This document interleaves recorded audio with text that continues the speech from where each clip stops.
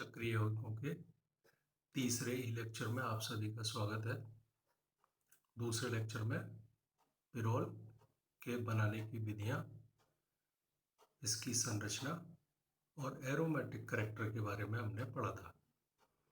आज पढ़ेंगे पिरोल की रासायनिक अभिक्रियाएं। पहली अभिक्रिया है क्षारीय गुण। क्षारीय गुण यदि किसी कंपाउंड में एकाकी इलेक्ट्रॉन युग्म हो तो वो प्रोटॉन को मिल जाते हैं और उसको हम लुईस क्षार कहते हैं। यहाँ पिरोल में भी ये एकाकी इलेक्ट्रॉन युग्म है, लेकिन ये एकाकी इलेक्ट्रॉन युग्म अनुनाद में, बेंजीन वलय में, इसकी पिरोल वलय में शामिल है, इसलिए प्रोटॉन के लिए आसानी से उपलब्ध नहीं होता है। अतः पिरोल में जो क्षारीय गुण होते हैं वो बहुत दुर्बल होते हैं। ये नोट्स में भी लिखा है, पिरोल में नाइट्रोजन का लोन पेयर वलय के एरोमेटिक षटक में भाग लेता है, इसलिए प्रोटोनीकरण के लिए आसानी से उपलब्ध नहीं होता है। यदि प्रोटोनीकरण हो भी जाए तो फिर क्या दिक्कत है? तो जो बना हुआ पिरोलियम आयन है वो क्या होता है कि आपके यहाँ लोन पेयर को लेके ये पिरोलियम आयन बन गया। ये कैसा हो जाता है? अनस्टेबल, क्योंकि यहाँ तो पाई इलेक्ट्रॉन है 6 और यहाँ रह गए 4, तो इसलिए यह इसमें प्रोटॉन आसानी से नहीं जुड़ता है।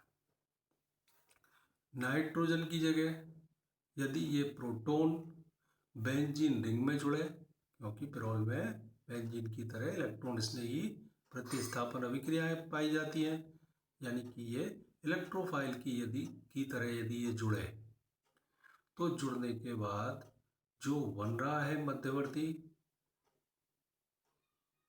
कार्बोकेटायन, ये अनुनाद द्वारा स्टेबल हो जाता है और ये बना हुआ मध्यवर्ती कार्बोकेटायन फिर एक इलेक्ट्रोफाइल की तरह, बड़े इलेक्ट्रोफाइल की तरह फिर काम करने लग जाता है और दूसरे पिरोल में जाके, और इस तरह से बहुत सारे पिरोल के अणु जुड़ के बहुलक बना देते हैं। यानी कि अम्लीय माध्यम है तो वहाँ पिरोल में आपके क्षारीय गुण नहीं होंगे। कहाँ कैसे गुण हो जाएंगे? ये इलेक्ट्रोफाइल की तरह जुड़ेगा और बहुलकीकरण हो जाएगा, यानी पिरोल आपके अम्लों के प्रति संवेदनशील होता है। और यहाँ पढ़ लेते हैं, नाइट्रोजन की जगह प्रोटोनीकरण पिरोल वलय में हो सकता है क्योंकि पिरोल में इलेक्ट्रॉन स्नेही प्रतिस्थापन अभिक्रियाएं पाई जाती हैं। प्रोटॉन इलेक्ट्रोफाइल की तरह पिरोल वलय में जुड़कर कार्बोकेटायन बनाता है जो अनुनाद द्वारा स्थायी होता है, पिरोल अणु पर क्रिया करके नया इलेक्ट्रोफाइल बना देता है। इस प्रकार प्रबल अम्ल की उपस्थिति में पिरोल का बहुलकीकरण हो जाता है। अम्लीय गुण, चूंकि इस नाइट्रोजन का लोन पेयर अनुनाद में शामिल था, इसलिए इसमें क्षारीय गुण बहुत कम हो गए थे। तो नाइट्रोजन पे इलेक्ट्रॉनों की कमी हो गई, तो ये क्या करता है कि अपने से जुड़े हाइड्रोजन के इलेक्ट्रॉनों को अपनी ओर आकर्षित कर लेता है और आकर्षित करके इसे प्रोटॉन के रूप में मुक्त करके ये ऋणायन बना देता है। और ये बना हुआ ऋणायन स्थायी होता है अनुनाद के द्वारा, यानी कि पिरोल में अम्लीय गुण भी पाए जाते हैं। यही बात नोट्स में लिख रही है, पिरोल में नाइट्रोजन परमाणु इलेक्ट्रॉन न्यून होता है क्योंकि नाइट्रोजन का एकाकी इलेक्ट्रॉन युग्म वलय के एरोमेटिक षटक में शामिल होता है। यह इलेक्ट्रॉन न्यून नाइट्रोजन अपने इलेक्ट्रॉनों की कमी को पूरा करने के लिए अपने से जुड़े हाइड्रोजन के बंधी इलेक्ट्रॉनों को तीव्रता से आकर्षित करके उसे प्रोटॉन के रूप में मुक्त करके दुर्बल अम्लीय गुण भी प्रदर्शित करता है। और बना हुआ ये ऋणायन अनुनाद के द्वारा स्थायी होता है। इन अम्लीय गुणों के कारण ही यह प्रबल क्षार KOH से क्रिया करके पोटेशियम लवण बना लेगा और ग्रिन्यार अभिकर्मक सक्रिय हाइड्रोजन परमाणुओं के साथ क्रिया करके एल्केन मुक्त कर देता है। तो इन अभिक्रियाओं से स्पष्ट है कि इसमें दुर्बल अम्लीय गुण है, दुर्बल क्षारीय गुण है, यानी कि पिरोल की उभयधर्मी एम्फोटेरिक प्रकृति होती है। अब तीसरी तरह की अभिक्रिया है योगात्मक अभिक्रियाएं। एरोमेटिक गुणों में लक्षणों में हमने पढ़ा था कि एरोमेटिक यौगिक आसानी से योगात्मक अभिक्रियाएं नहीं देते। इसकी तुलना में प्रतिस्थापन अभिक्रिया आसानी से देते हैं। तो यहाँ इस पिरोल में भी है कि पिरोल एरोमेटिक कंपाउंड है, इसलिए योगात्मक अभिक्रियाएं नहीं पाई जाती। केवल हाइड्रोजन के साथ योग यानी हाइड्रोजनीकरण, हाइड्रोजनेशन या अपचयन होता है। यह अपचायक पर निर्भर करता है कि वो पिरोलीन बनाएगा या पिरोलिडीन। जैसे हम उत्प्रेरकीय अपचयन कराएं यानी निकिल की उपस्थिति में हाइड्रोजन के साथ 200 डिग्री सेंटीग्रेड पे, तो इसके दोनों बंध संतृप्त होकर पिरोलिडीन बनता है, टेट्राहाइड्रोपिरोल या पिरोलिडीन। यदि दुर्बल अपचायक जिंक एसिटिक अम्ल से कराएं तो केवल एक द्वंद्व ही संतृप्त होता है, एक बच जाता है, यानी 2,5-डाईहाइड्रोपिरोल या आपके नाम है इसका पिरोलीन। और फिर इस पिरोलीन का अपचयन HI और लाल फास्फोरस से कराएं तो दोनों बंध संतृप्त होकर पिरोलिडीन बनता है। केवल हाइड्रोजन के साथ योगात्मक अभिक्रिया होती है। अब चौथी है इंपॉर्टेंट, इलेक्ट्रॉन स्नेही प्रतिस्थापन अभिक्रिया है। हमने शुरू में नोमेनक्लेचर में पढ़ा था कि जो 5 सदस्यीय विषम चक्रीय यौगिक होते हैं वो पाई इलेक्ट्रॉन आधिक्य वाले होते हैं, यानी कि इनमें दुर्बल परिस्थितियों में ही अभिक्रियाएं हो जाएंगी। और जो इसकी alpha alpha dash beta beta dash यानी चारों ही स्थितियों पे इलेक्ट्रोफाइल बहुत आसानी से जुड़ जाएगा। और दूसरी दिक्कत है कि अम्लीय माध्यम में अभिक्रियाएं कराते हैं हम कौन सी, नाइट्रीकरण की, सल्फोनीकरण की। तो उन अभिक्रियाओं में प्रबल अम्ल का इस्तेमाल हमें नहीं करना है।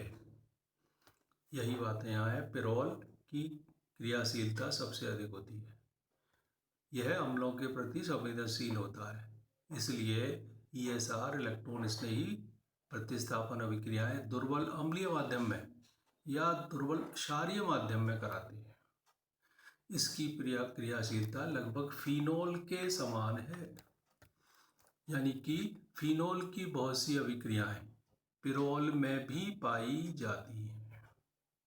प्रमुख अभिक्रियाएं निम्न है। और हेलोजनीकरण हम सल्फ्यूरिल क्लोराइड से कराते हैं SO2Cl2 से, तो 2,3,4,5 टेट्राक्लोरोपिरोल बन जाता है। ब्रोमिनेशन की क्रिया हम आपके बहुत कम नॉन पोलर विलायक मेथेनॉल में या फिर दुर्बल अम्लीय विलायक CH3COOH में ब्रोमीन के साथ कराते हैं तो 2,3,4,5 ट्राई टेट्राब्रोमोपिरोल बन जाता है। KI और आयोडीन के साथ क्रिया कराने पर टेट्राहाइड्रोपिरोल बन जाता है। नाइट्रीकरण की क्रिया हम क्या करते हैं, दुर्बल एसिडिक मीडियम में कराएंगे। और जो कंपाउंड होते हैं, बेंजीन है, बेंजीन में नाइट्रिकारक अभिकर्मक सांद्र HNO3 और सांद्र H2SO4 से कराते हैं, लेकिन प्रबल अम्लों में संवेदनशील है, तो यहाँ हम दुर्बल से कराएंगे। एसिटिक एनहाइड्राइड की उपस्थिति में तनु HNO3 से 0 डिग्री सेंटीग्रेड पर क्रिया कराने पर एसिटिल नाइट्रेट बनता है, जो पिरोल के नाइट्रीकरण करने पर 2-नाइट्रोपिरोल बनाता है। HNO3 plus acetic anhydride CH3CO का होल ट्वाइस हो तो ये एसिटिल नाइट्रेट। और एसिटिल नाइट्रेट आपके 10 से 20 डिग्री सेंटीग्रेड पर क्रिया करने के बाद बनाता है 2-नाइट्रोपिरोल। सांद्र H2SO4 का यदि इस्तेमाल करा तो बहुलकीकरण हो जाएगा। तो इसलिए सल्फोनीकरण दुर्बल क्षारीय माध्यम पिरिडीन में SO3 से कराते हैं तो पिरोल 2 सल्फोनिक अम्ल बनता है। पिरोल प्लस SO3 पिरिडीन विलायक तो 2 सल्फोनिक एसिड। अब इसमें फिनोल जैसी अभिक्रियाएं भी होती हैं। कॉल्वे अभिक्रिया फिनोल की तरह अधिक दाब तथा ताप पर CO2 के साथ क्रिया कराने पर पिरोल 2 कार्बोक्सिलिक अम्ल बनता है। CO2 से क्रिया कराई हाई टेम्परेचर एंड प्रेशर पे तो आपके पिरोल 2 कार्बोक्सिलिक अम्ल। रायमर टीमान अभिक्रिया पिरोल की क्रिया हमने क्षारीय क्लोरोफॉर्म से गिराई CaCl3 plus KOH 2 formal pyrrole बन जाएगा। गेटरमान अभिक्रिया HCN और HCl से क्रिया कराई लोहित अम्ल AlCl3 की उपस्थिति में तो 2 फॉर्मिल पिरोल बन जाएगा। युग्मन अभिक्रिया पिरोल की क्रिया बेंजीन डाइएजोनियम क्लोराइड C6H5N2Cl से कराई तो आपके ये 2-एजोबेंजीन पिरोल 2-एजोबेंजीन युग्मन कंपाउंड बन जाएगा। होवेन-होश अभिक्रिया CH3CN और पिरोल के साथ कराई तो आपके 2 एसिटिल पिरोल बन जाएगा। अब पांचवी तरह की अभिक्रियाएं हैं अमीनो समूह की अभिक्रियाएं। इसमें द्वितीयक अमीनो समूह उपस्थित होता है लेकिन इस समूह की अभिक्रियाएं बहुत कम पाई जाती हैं। यह एसिटिल क्लोराइड तथा मेथिल आयोडाइड के साथ ही क्रिया करके क्रम से N एसिटिल तथा N मेथिल पिरोल बनाता है। इन्हें यदि गर्म करा जाए तो पुनर्विन्यास रीअरेंजमेंट होके 2 एसिटिल और 2 मेथिल पिरोल बनते हैं। यदि एसिटिल क्लोराइड से क्रिया कराई तो NH समूह पर क्रिया हो गई N एसिटिल पिरोल बना। यदि गर्म करा तो यह एसिटिल समूह बले में चला जाता है 2 एसिटिल पिरोल। मेथिल आयोडाइड से कराई तो N मेथिल पिरोल, गर्म करा तो मेथिल समूह आपके 2 स्थिति पे 2 मेथिल पिरोल बन जाएगा। अब है इसका ऑक्सीकरण। प्रबल ऑक्सीकारक जैसे क्रोमियम ट्राइऑक्साइड के साथ पिरोल का ऑक्सीकरण इसकी एल्फा स्थितियों पर आसानी से होकर मेलिनिमाइड बनता है तथा क्षारीय हाइपोक्लोराइड के साथ ऑक्सीकरण कराएं तो डाइक्लोरो मेलिनिमाइड बनता है। ये ऑक्सीडेशन क्रोमिक ऑक्साइड के साथ तो ये मेलिनिमाइड। यदि NaOCl और OH क्षारीय माध्यम में कराया तो डाइक्लोरो मेलिनिमाइड।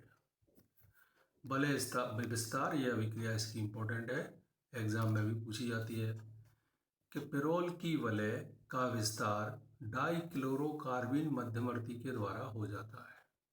इसके लिए पिरोल की क्रिया क्लोरोफॉर्म तथा सोडियम इथॉक्साइड के साथ कराने पर 3-क्लोरोपिरिडीन बनता है। यह पिरिडीन बनाने की विधि में भी आता है।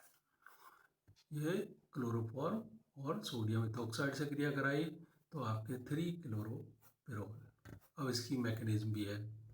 सोडियम इथॉक्साइड प्रबल क्षार के द्वारा दुर्बल अम्लीय प्रकृति के पिरोल से सोडियम लवण बनता है। दुर्बल अम्लीय प्रकृति है, ये प्रबल क्षार है तो लवण बन जाएगा, जिस पर क्लोरोफॉर्म तथा C2H5ONA की क्रिया से बना हुआ मध्यवर्ती डाइक्लोरोकार्बिन क्रिया करके वलय का विस्तार कर देता है।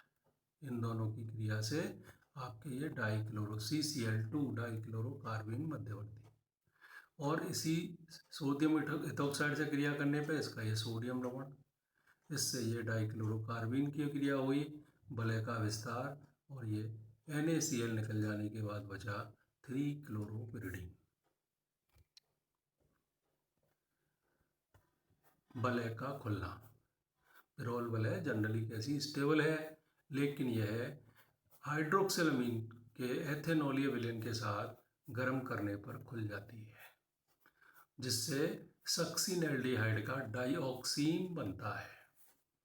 यह पिरोल प्लस NH2OH एथेनॉल में गर्म करने पे आपके सक्सिनएल्डिहाइड का डाइऑक्सीन ये आपका तीसरा लेसन है जिसमें हमने पिरोल की सभी रासायनिक अभिक्रियाओं के बारे में विस्तार से पढ़ा। अब दूसरा कंपाउंड पढ़ेंगे कल, फ्यूरेन। धन्यवाद।